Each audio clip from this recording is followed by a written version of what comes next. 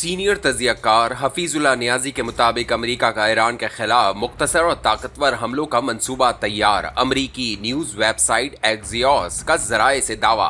Report के मुताबिक अमेरिकी हमलों का मकसद मुज़ाकरात में तात्तुल खत्म करना है। हमलों से ईरान के बुनियादी ढांचों को निशाना बनाकर इनको तबाह करना है ताकि ईरान मुज़ाकरात की मेज पर आए। सेंट्रल कमांड सेंटकॉम ने आज सदर ट्रंप के सामने कई ऑप्शंस पेश करने हैं। जौहरी मवाद को महफूज बनाने के लिए स्पेशल फोर्सेज ऑपरेशन पर गौर किया जा रहा है।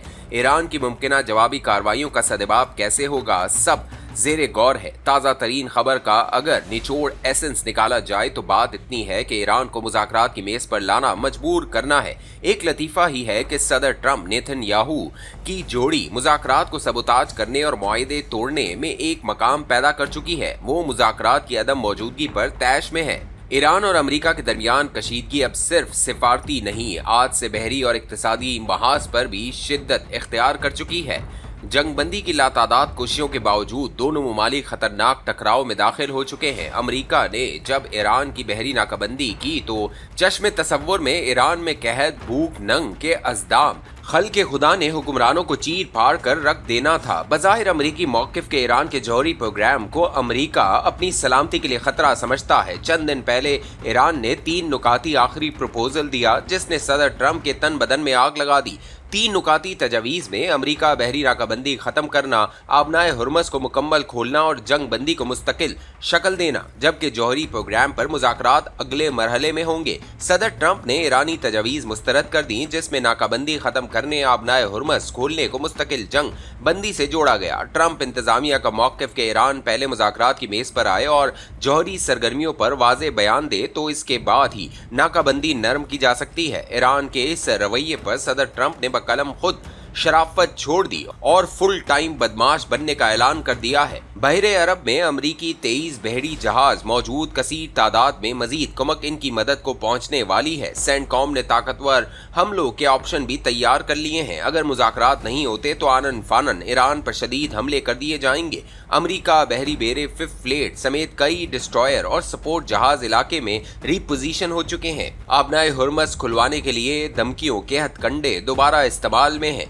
इसका असर सिर्फ इतना कि आलमी मंडी में तेल की कीमत $117 फी बैरल तक जा पहुंची है और इस तनाव में जल्द $150 तक पहुंचने को है। माजी में सरसरी जांगते हैं। 14 जुलाई 2015 को वियना में ईरान और P5+1 ताकतवर अमेरिका, बरतानिया, फ्रांस, रूस, चीन और जर्मनी के दरमियान एक वसी व अरीज मुआहदा JCPOA यानी plan of action comprehensive joint comprehension plan of action तय पाया। मुआहदे के तहत ईरान के जौहरी प्रोग्राम को महदूद करना और इसके बदले में ईरान पर आयद बैनुल-अक़वामी इक़्तिसादी पाबंदियां बतदरीज खत्म होनी थीं। मुआहदे के मुताबिक ईरान ने यूरेनियम अफजूदगी को महदूद रखना था, सेंट्रीफ्यूजेस की तादाद तकरीबन 2/3 कम करना थी, अपने ज्यादातर अफजूदा यूरेनियम के ज़खायर मुल्क से बाहर मुंतकिल करना थे। बैनुल-अक़वामी एटमी तवानाई एजेंसी IAEA को हमवक्त मुआयने के वसी इख्तियारात और इजाज़त थी। अर्क हैवी वाटर रिएक्टर को दोबारा डिज़ाइन करना था ताकि हथियारों के दर्जे का प्लूटोनियम पैदा न हो सके। इसके बदले अमेरिका, यूरोपीय यूनियन और अक़वाम मुत्तहिदा ने जौहरी पाबंदियों में नरमी करना थी और ईरान को मुंजमद असासों समेत आलमी